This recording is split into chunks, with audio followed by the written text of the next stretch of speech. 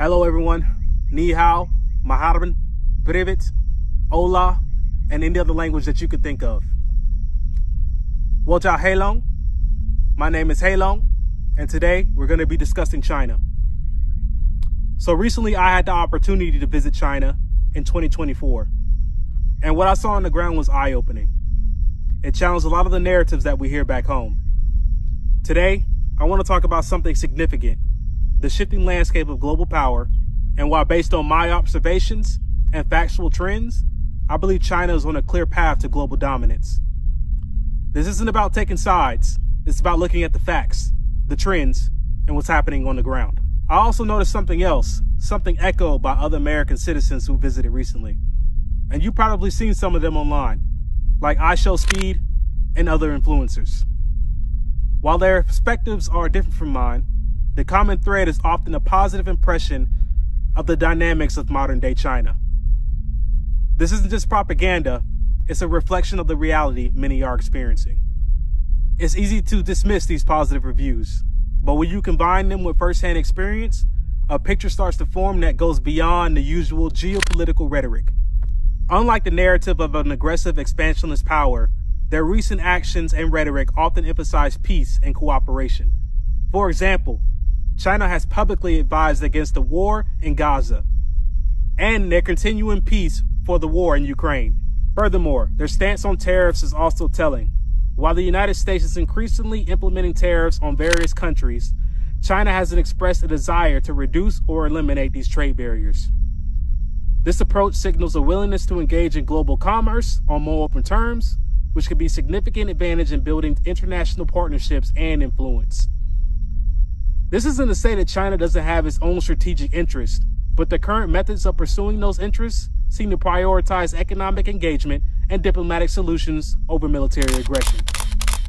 This contrasts sharply with a history where rising powers often relied on military might to assert dominance. Meanwhile, the United States is increasingly focused on bringing manufacturing back home and implementing tariffs to protect domestic industries.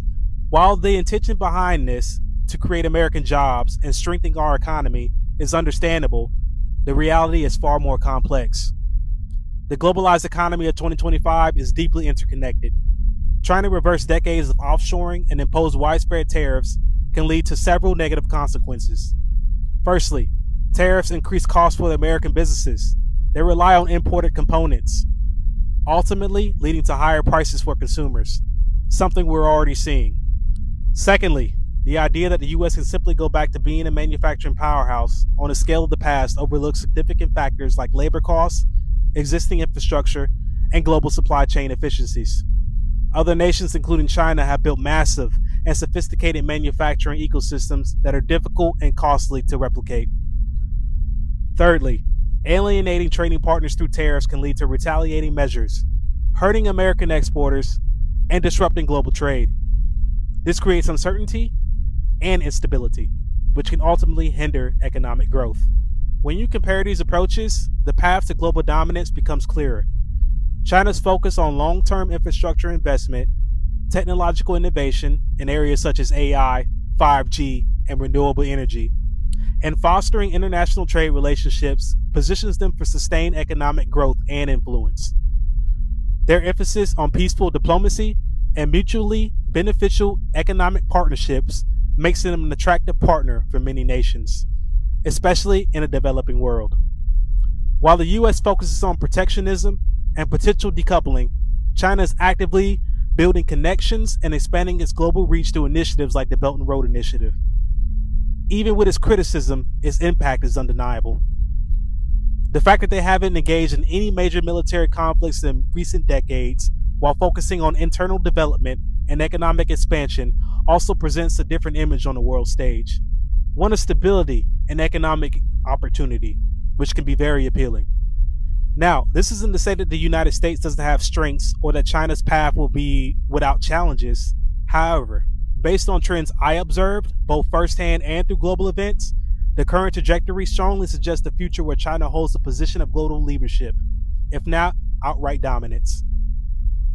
The U.S.'s inward focus on tariffs and the difficult task of rebuilding its manufacturing base on a massive scale, while potentially addressing some domestic concerns, may inadvertently cede ground on the global stage to a nation that is actively pursuing international engagement and long-term strategic growth. What do you think? Do you agree with my observations? Let me know your thoughts in the comments below. I'm interested in hearing your perspectives. If you found this video insightful, please like and subscribe for more content like this. Tango, Thanks for watching. Oscar, November, Oscar, Echo, Alpha.